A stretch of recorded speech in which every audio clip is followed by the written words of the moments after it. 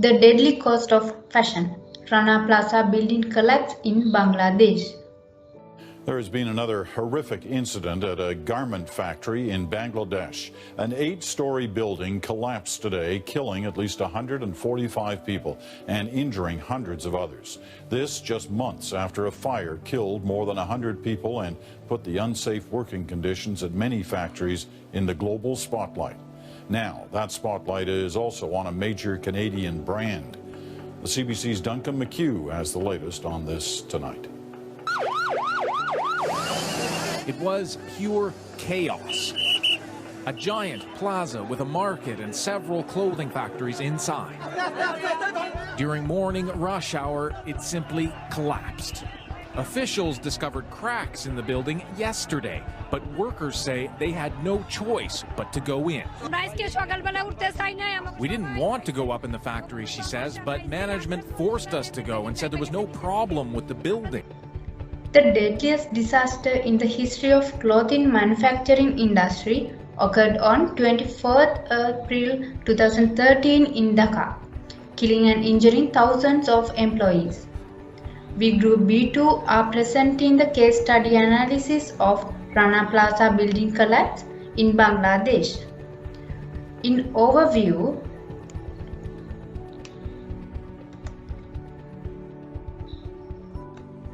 these are the topics we are going through. Here I would like to call upon Tisanda to present the statistics of the case study.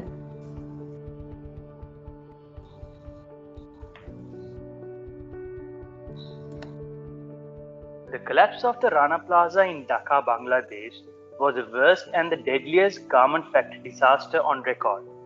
Out of the 3,122 workers working during the time of collapse, 1,133 people were killed and approximately another 2,500 were injured. The rescue teams had to lead their rescue for 20 days in search of survivors and the dead body. Surveys reported that approximately 200 odd individuals were under the age of 18. This incident has led the victims to be given rehabilitation, and till date, some individuals and their families face difficulties. Revulsion over the Rana Plaza forced brands and retailers to act vigilantly.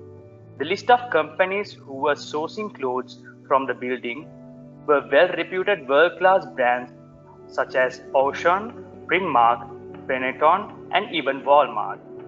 Primark had paid 8 million euros just only on compensation for these affected. Right after the incident, 231 factories had been closed down for unstable safety reasons, and 591 trade unions has been registered on behalf of the employees. In its aftermath, local and international attention paid to the garment sector intensified, resulting in a series of new policies and changes to the behavior of retailers. Direct reforms included an increase in minimum wage and audits examining safety. Discussing the economic aspect, after the building collapse, the ready-made garment sector, which was considered to be the key contributor to Bangladesh's economic growth, poverty reduction and women empowerment, were given specific attention.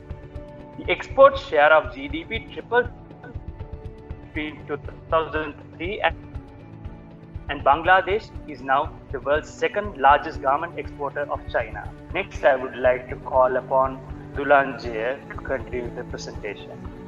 Okay, thank you, Disanda. There is an often conflict between profit goals and the goals of worker safety. Virtually every company focuses on making money, but they also have ethical obligation to provide reasonable safety to the workers.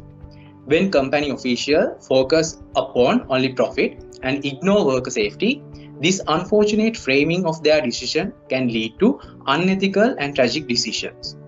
This was the case of Rana Plaza collapse in Bangladesh that killed more than 1,100 people in 2013.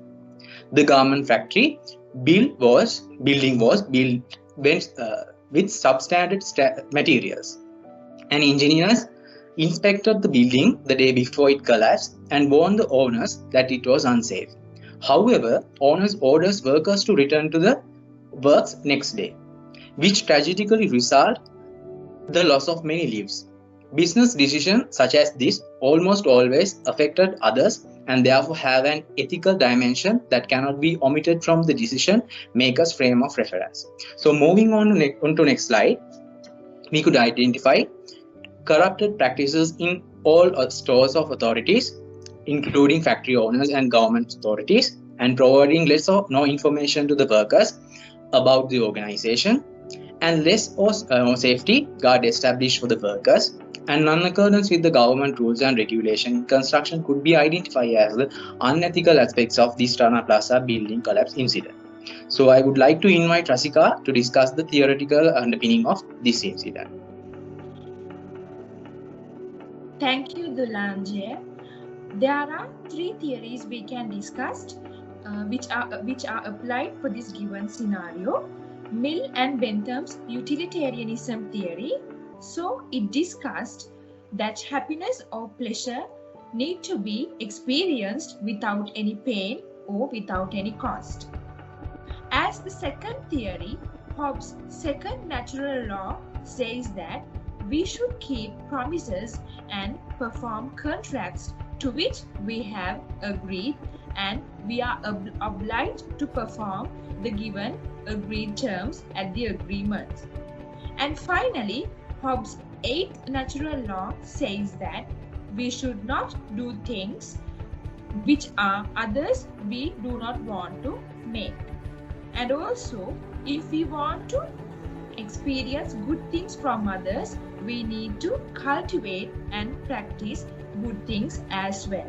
So these are the three theories we can discuss according to the given scenario. So Oshani will explain how to apply these three theories for this given incident. Thank you. Thanks, Harshani. According to the utilitarian theory by Jeremy Bentham, an action is morally right if it is result in the greatest amount of good for the greatest amount of people affected by that action. Within the boundaries of this theory, it would lend itself to the argument that compared to the benefit of cost reduction and profit maximization for the large international retailers, shareholders and their staff, together with the advantage of cheaper clothing options for the vast consumers in the Western world, the compromise on the health and safety and unfair treatment of poor workers in the Bangladesh is justifiable as the action is creating the great amount of good for the large number of people. Is it really so simple though? What about the value of each consequence? Is that amount of money a large company saves really comparable to the life risk a vulnerable factory worker faces walking into a building with poor foundation and cracks on the walls each day? This theory supports the decision as to why these large companies should be outsourcing production in Bangladesh, but its limitation is apparent where it fails to cover the scale of the consequences should anything go wrong. It fails to take into account the vulnerability of the underprivileged, especially women and children, by comparing them to the gains of powerful business employees in the same equation. It neglects aspects of well-being by putting them into emphasis on material wealth. The theory focuses too much on the outcomes of an action and plays little regardless of its intentions. Moving to the next slide, the eighth law explains that we all want to be treated as the way the other wants to be treated. The fairness, the freedom, the acceptance of the society, safe and decent workplace that we all expect, and the same that needs to be given to the employees as well. So this balance of employees and employees in a workplace is really important to carry out a safe, a decent and appreciated workplace which benefits the consumers and all the stakeholders. So that's about it about application of the theories, and let's move on to the next section. Thank you. Thank you so much, Harshani. I'm going to do the analysis part of Rana Plaza collapse. I would like to start the impact analysis through four dimensions of Rana Plaza collapses. So first of all, I'll introduce impact through a graph. As you can find this graph in the right side of the corner. Before and after the phases, you can find the impact just after the Rana Plaza collapses. So you can find major 4 impacts such as impact on business, impact on investment, impact on environment, and impact on socio-economic values. So we'll start with the impact on business. First, US government suspend the GSP privilege because it is an unaware business within the Bangladesh government. Impact on investment, the companies and the firms in the Rana Plaza had to allocate more investment on HSC monitoring and precaution activities. So let's go for the environment. The pollution is the major impact, and the last impact is socio-economic values. So during the time, the people or the employees lost their employment due to these circumstances. So due to that, they adhere with a more illegal activity. They committed into the more crime activities. That is a massive impact in Bangladesh economic. So shall we start with the analysis into 2 major aspects such as social analysis and financial analysis. So let's start with the social analysis. Social analysis further classified into 2 major categories such as uncertainty and threats. So employer and the investor faces the uncertainty due to these circumstances. Threat may be faced by the employees.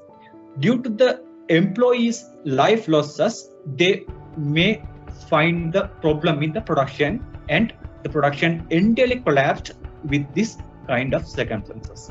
So shall we start with the financial circumstances? The main 2 factors are fluctuation in stock return and loss in operating profit. As you can find the graph before and after. Before that, the stock return was normally registered, but after the Rana Plaza collapses, the stock return was abnormally registered in the graph. So which means it is a massive impact in their trading and the business system. So after the Rana Plaza collapses, the operating profit lost because there may be 2 main reasons, such as the investors had to pay a lot of compensation to the employees. The second is they had to pay lot amount of money to resuming the business or reconstructing their business. Thank you so much. I would like to call Pavitra to continue the presentation. Thank you so much.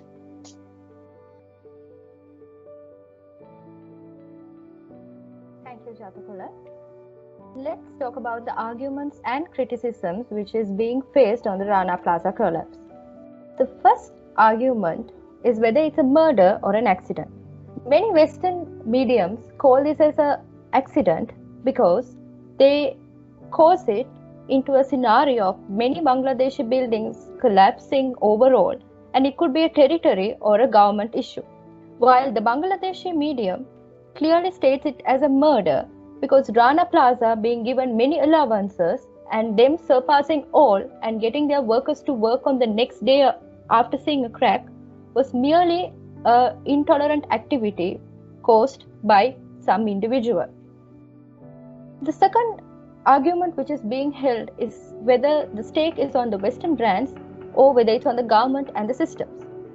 Many say it's on the Western brands because the workers literally see cracks on the buildings, but they continue to work because of the workload and the pressure imposed by the Western brands.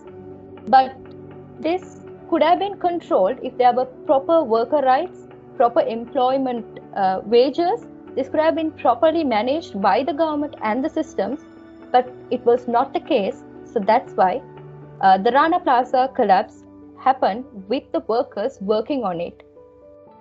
The third and major criticism or argument which is imposed, whether it's an individual crime or whether it's due to a corrupted system. Many say it's an individual crime because there were government regulations which said they could only build up to 5 stories, and it was the owner's mistake who surpassed those laws and went into 8-storied building. But this would also be caused by the corrupted system, where if they have managed it properly or monitored it properly or went into inspection which was supposed to happen in months' time, if this has been happened, they would have seen that these buildings were managed or built by substantial materials, and this would harm the employees. this was not done, and that caused many employees and their families die because of this. Major incident which we all saw is that many Western brands boycott Bangladesh after this incident. Is it right? Is it the answer for this situation?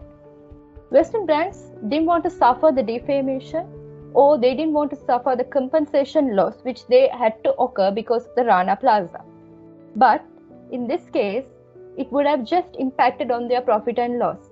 On the other hand, Bangladeshi, 2/3 of the Bangladeshi population is solely depending on the garment jobs. And when their garment jobs were taken off, when the Western brands started to boycott, they start to lose their daily wage. And in a country like Bangladesh, where they are working for the lowest cost and where they are not even getting their rightful wages, losing their job would have caused many employees, many families to suffer the loss of their life because of this incident. So these were the main criticisms, and let's go into the next section, which will be presented by Tarindu. Thank you very much, Pavitra. So I think now all of you have a very good idea about what happened in Bangladesh. So this Rana Palace collapse, it's approximately more than 1,000 lives lost. So why is this happen? As for my previous speakers, there are a lot of things. So one highlight, there is a corruption going on there. And some others say the owners are not ethical. They just run behind the profit by keeping their employees' life in a danger. So how we can mitigate these kind of issues? So let's talk about the Sri Lankan apparel industry first. A typical apparel manufacturer should have to undergo at least 6 audits per annum in Sri Lanka. So most of those audits evaluate about the ethical practices and safety measurements that have been taken by the business owners to protect their employees. So is it happening in Bangladesh? We think it's not. So in 2013, so the Bangladesh, the unemployment rate is very high. So in that kind of situation, most of the people won't earn money. So they work for kind of a living wage. And they work to earn their bread and butter. So in that situation, they don't go to discuss about their safety requirement. They will not talk about their other welfare benefits. And most of them don't know what are their rights as well as the minimum standard. So with those things, most of the reputed buyers such as Walmart, CKPVH and Disney, they implement and they introduce kind of ethical practices. We call it buyer COCs, Buyers Code of Conduct. So in that, they set some rules to protect those employees. Some of those standards superimposed in the country law. For example, in Sri Lanka, there is no any maximum working hour limit for a male employee. But as per the Walmart regulations, as per the ILO regulations, the maximum hours one employee can work for a week is only 60 hours.